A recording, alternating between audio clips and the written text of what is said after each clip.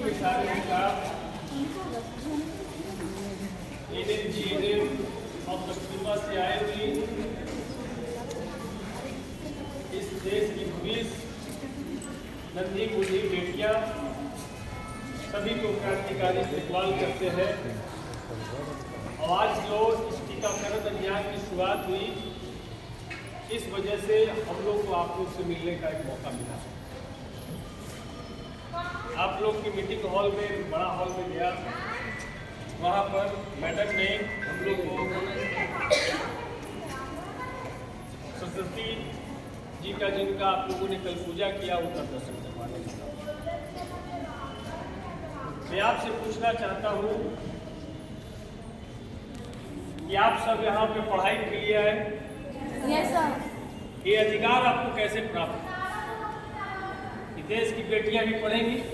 मालूम है? मालूम है कैसे प्राप्त हुआ, बताओ।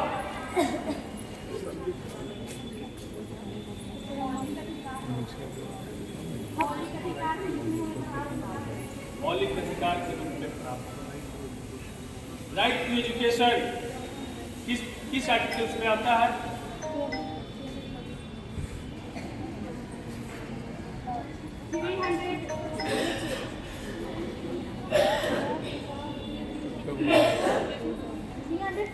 तीन सौ चौवन के क्रम में फंडामेंटल राइट्स है, उसमें लिखा गया है कि rights to education.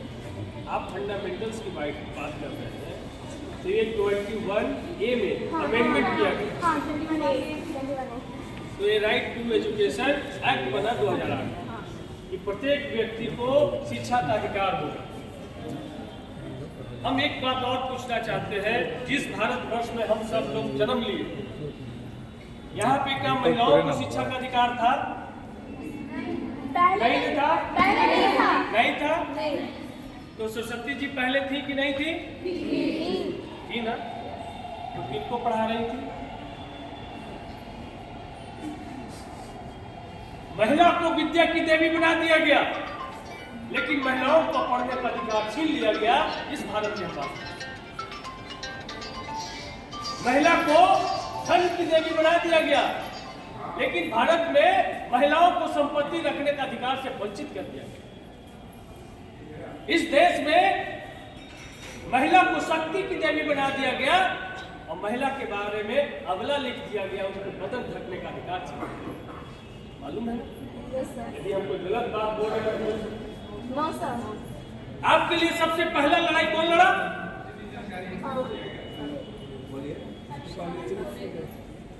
Savitri by फुले को किन लोगों ने पूजा की?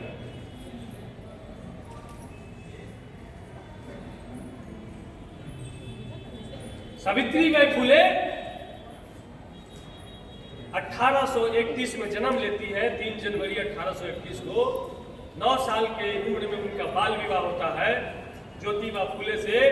और ज्योतिबा फुले पहले अपनी पत्नी सावित्री बाई फुले को पढ़ाती है, वो भी स्लेट पेंसिल पर नहीं पढ़ाती है, बालू के जमीन पर लिख के पढ़ाती है। और जब वो पढ़ाई के महत्व को समझती है, तब वो बच्चियों को पढ़ाने के लिए निकलती है। और जब बच्चियों को पढ़ाने के लिए निकलती है, तो पुरुषवादी मानसिकता, मनुवादी मानसिकता के लोग उनके ऊपर गोबर, कीचड़ और मल मूत्र फेंकाते हैं। बात जानते हैं आप लोग? वो 2 साड़ियां लेके जाती थी। एक साड़ी जब मल मूत्र से सन जाता था तो उसको खोल करके उसी साड़ी बदल के बच्चियों को पढ़ाती। 7 बच्चियों को पढ़ाना शुरू किया और किसी ने जगह नहीं दिया तो फातिमा शेख ने अपना बरामदा दिया और वो भी कहे कि हम भी तुम्हारे साथ पढ़ेंगे।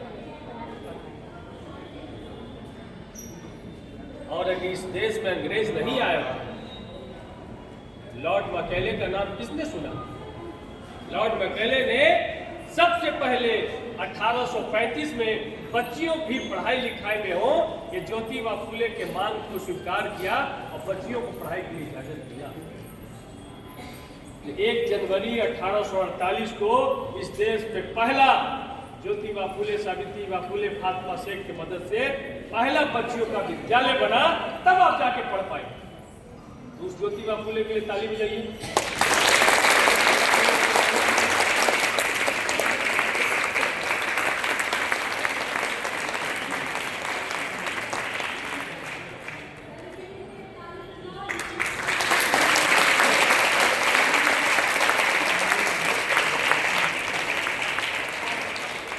तो अब लगता है आपको यदि सावित्रीबाई फुले नहीं खड़ा होती तो आज मैडम को भी पढ़ने का अधिकार नहीं होता। तो आपके लिए सरस्वती कौन हुई? और सावित्रीबाई फुले? तो उनका जन्म जयंती 3 जनवरी को आता है। तो अगले बार क्या बच्चियों के विद्यालय में सावित्रीबाई फुले का जयंती मनेगा? मनाइएगा आप लोग? यदि मनाइएगा तो हम अपने पूरे बाल बच्चे के साथ आपकी उस जन्म जयंती में शामिल हैं।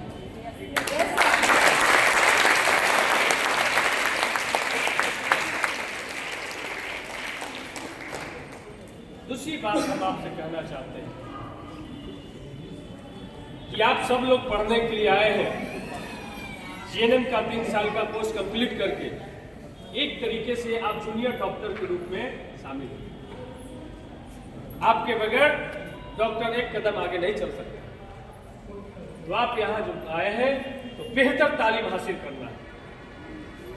ये नहीं सोच के तालीम हासिल करना है कि हमको सिर्फ पेट पालने के लिए नौकरी करना है। आपको ये तालीम हासिल करना है कि अगर हम नहीं हो तो डॉक्टर ऑपरेशन नहीं कर पाए, ऐसा तालीम हासिल।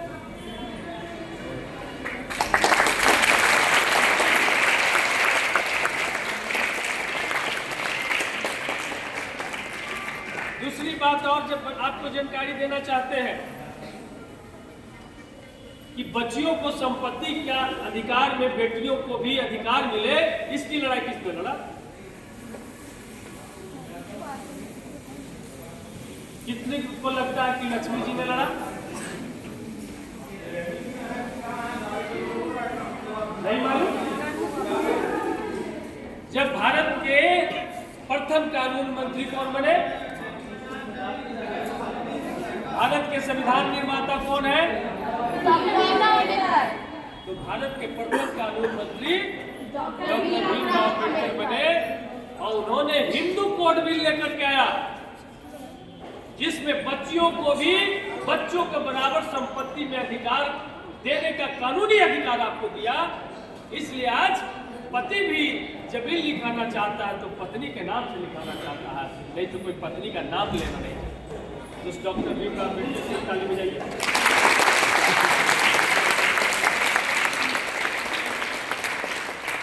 दूसरी बात, बहुत सारे धर्म गुरु हुए सभी धर्मों में, बहुत सारे देवी देवता हुए हमारे समाज संस्कृति में। जिस मोहल्ले में जाइए हर एक मोहल्ले का अपना अपना देवता होता है, लेकिन किसी ने महिला के पीड़ा को समझने का काम नहीं किया। दुनिया का सबसे कठिन काम गर्भ में बच्चा पालना होता और कठिन परसों पीड़ा के बाद उसको जन्म देना होता है। तो भारत में पहली बार डॉक्टर भीमराव अम्बेडकर ने आपके लिए मातृत्व अवकाश की घोषणा की। उसके पहले भारत में मातृत्व अवकाश नहीं मिलता था। इस डॉक्टर अम्बेडकर और दूसरा, इस बिहार ने क्रांतिकारी कदम किया डॉक्टर अम्बेडकर के इस विचारधारा को आगे बढ़ाते हुए। जब बिहार की प्रथम महिला मुख्यमंत्री कौन बनी? श्रीमती राबड़ी देवी जी।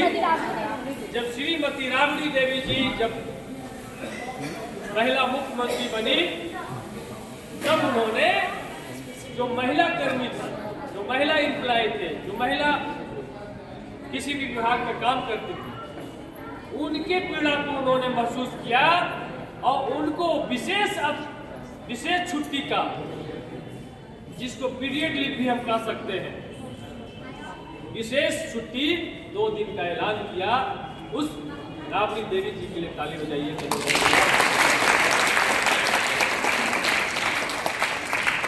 मुझे लगता है कि आपके कैंपस में लाइब्रेरी भी होगा, तो आप मैडम से कहिएगा हो गया बेटा? एक सेकंड। हाँ, मैं अपना नाम भी बता दूंगा, लेकिन हम आप लोग से जानना चाहते हैं कि आप में से कोई भी स्टूडेंट हाथ उठा के बताएंगे कि 3 घंटा बगैर उठे, बगैर मोबाइल टच किए 3 घंटा कौन कौन पढ़ता?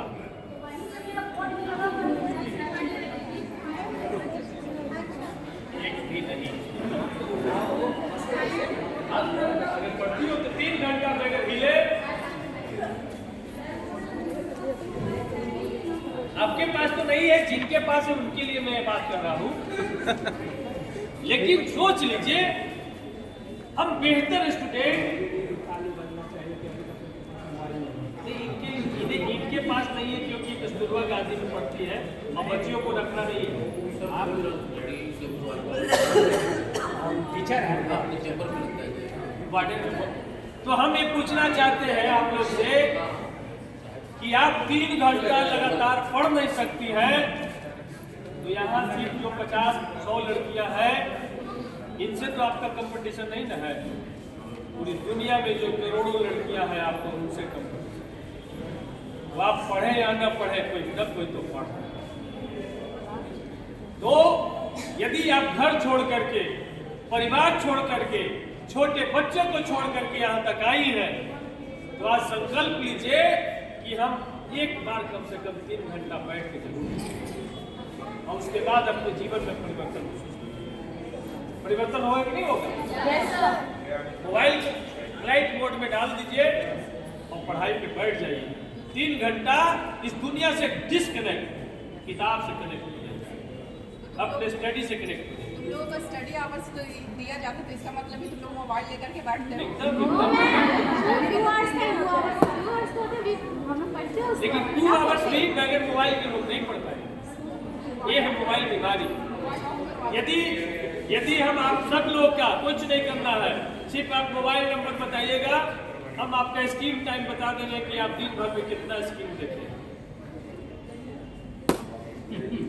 एक्टिव कर दे।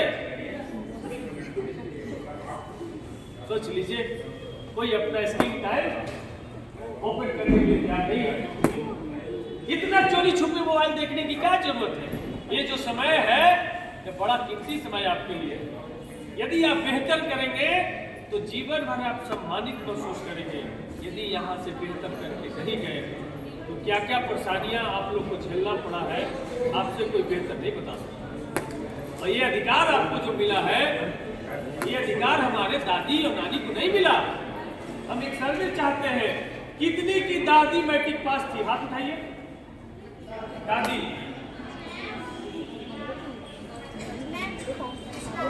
दादी मैट्रिक पास थी, बहुत बढ़िया। 2 लोग आए, मतलब कि अगर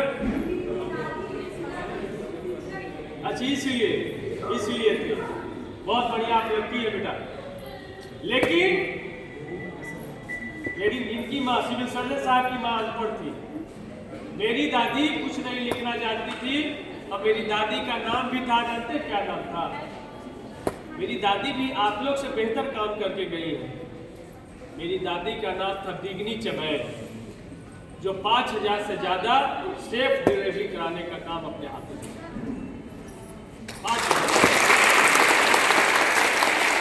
उनके पास एक कला था कि उल्टा बच्चा को भी सीधा करके नॉर्मल डिलीवरी करा।